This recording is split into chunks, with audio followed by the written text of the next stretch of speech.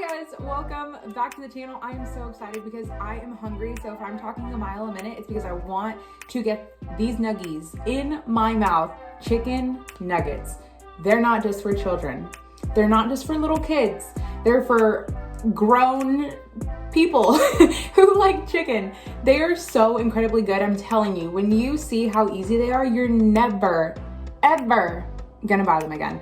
All right, let's get into it. And oh my goodness. Okay, I need to stop talking. I'm so hungry. All right, let's get into it. For our chicken nuggies, we're gonna start with a can of premium chunk chicken breast.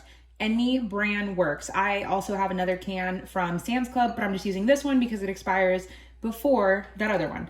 It really does not matter. You want it to be packed in either water or broth. I've seen some that are packed in oil, but you definitely don't want that for this. So we're gonna drain the liquid out. It's up to you whether you wanna save the liquid or you wanna toss it. It's really up to you. I would save it and throw it in the freezer and you have broth. Once you have your chicken drained, then you can just add it into the bowl. If you do not have a can of chicken, the reason I am using a can instead of fresh ground raw chicken is just because I wanted to use it up. So this is a 12-ounce can. You could do more, you could do less. Just, you guys know the recipe will be down below, so you guys can just double it or do half, whatever floats your boat. You can use raw ground chicken. It's going to be the same. The cook time is going to be a little bit longer, but this just makes it a lot easier. I mean, you can pick this up for literally $1 and have chicken nuggets for a couple of kids here, and it's going to be way cheaper than McDonald's. Then to our chicken here, I'm going to take my microplane and I'm just going to zest 2.5 cloves of garlic. The reason I say half is because my other one is so small. We're just going to go with 2 cloves because that's really what it is. Then we'll add 1 whole egg. Then we can start adding our seasoning. Now, as I always say, I'm very heavy-handed with seasonings. I'm gonna go in with a teaspoon of each of these. This is some paprika. If you have smoked paprika, you can use that. Also gonna add a little bit of ground mustard, or maybe nothing because nothing is coming out. Oh, what a genius. Okay, it's okay. I have another ground mustard. If you do not have ground mustard, don't go out and buy it just for this recipe. Ground mustard can be skipped. To me, it just gives it that little extra kick of something, but without it, you're not gonna know.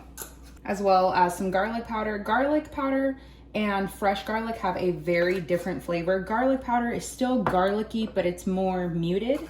And this is some onion powder. Now with the salt, I'm gonna add about 1/2 teaspoon of salt. You can always add more in the end. You can always sprinkle some on top, add it in your dipping sauce. Because it is canned chicken, of course, they use salt as a preservative in this case. So you just wanna be careful because you don't wanna over salt your nuggets. Also gonna add some black pepper. Last up is some Weber Kickin' chicken seasoning. I got mine at Sam's Club because that's where I found it the cheapest, but they also sell it at Walmart. And if you guys can shop at the commissary, they also have it there, which is a little bit cheaper, but it's just a smaller container. This has like a mixture of so many different things, but it is spicy, so you do want to be careful because as you can see, there's a ton of red pepper flakes, but to me, it adds like that perfect kick. Now we can just mix this all together, and it's definitely covered, but you want to crack the yolk first just to make it a little bit easier. If you wanted to do like the egg and all of your spices in one bowl and then add your chicken, you could do that too, but your girl ain't doing dishes. Like, we've already established that. That's not happening. So now with this, usually in all of my other recipes, I tell you guys, don't mess with it too much. You don't want to make it, you know, kind of tough and dense. The chicken is already cooked at this point. So really all you're doing is just getting it into smaller workable pieces and just mixing around all of your seasonings and spices. I would not recommend using a rotisserie chicken for this because rotisserie chicken is already not only cooked, but it's almost drier. Even if you have a juicy rotisserie chicken, it's still never going to be the consistency of it being preserved in water for, let's just say, I don't know, they made this, what, a couple months ago? Okay, this looks really, really good. All right, now we can work on our breading.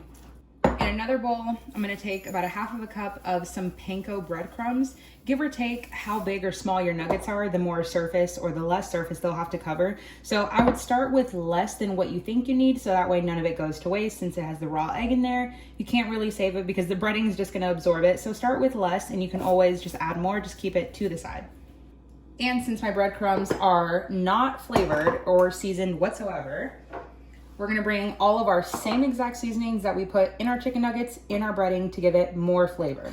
So you can either do the same teaspoon. I'm just gonna kind of toss them in here because I already know the chicken is super seasoned, but you just wanna help these along and just make everything taste good. If you layer your flavors in everything that you're doing by flavoring the breadcrumb, flavoring the chicken, your dipping sauce, it just makes everything so much better.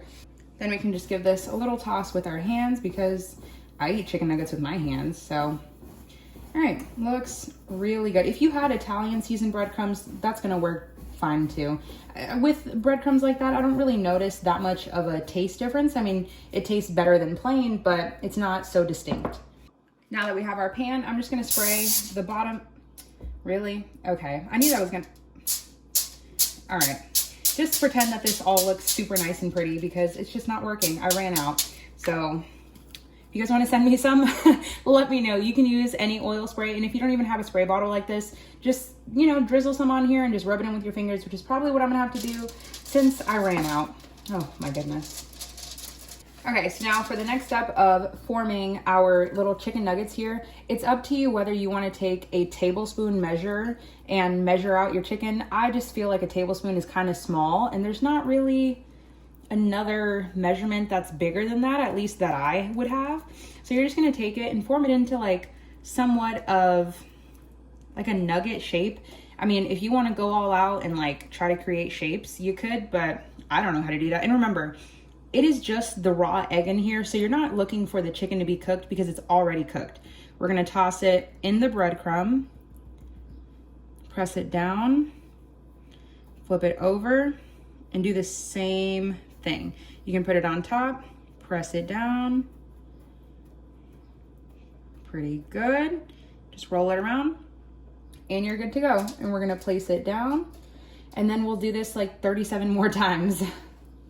As I'm sitting here forming them, you guys know I always like to give you extra tips and little substitutions here and there. So if you don't have breadcrumbs or you're trying to just eat a little bit lower carb, if you have, what are those things called? If you have pork rinds and you either blend those up or just crush them by hand, however, and make it into breadcrumbs. I know they sell some that is already like that, but I have seen them online and they are crazy expensive. So if you can buy a big old thing from Sam's Club or Costco and do it yourself, you'll be even better. So if you just break those up, you can do the same exact recipe here. And instead of breadcrumbs, just use panko. Now that we have our nuggets done, oh, they're so nice. I'm so ready. Okay, since I ran out of my other one, I'm just gonna use this Crisco nonstick spray. Like I said, whatever spray you have, go for it. Now, we're gonna flip them halfway through. I have my oven preheated at 450 degrees. If you guys have an air fryer, put your air fryer up to 450, put them in there, flip them halfway through, good to go. We're gonna do the same exact thing in an oven. 450, 12 minutes, flip them at the 6-minute mark, and then we'll be good. They are out and so incredibly crispy. Oh, okay, I'm so ready. All right, let's plate it up.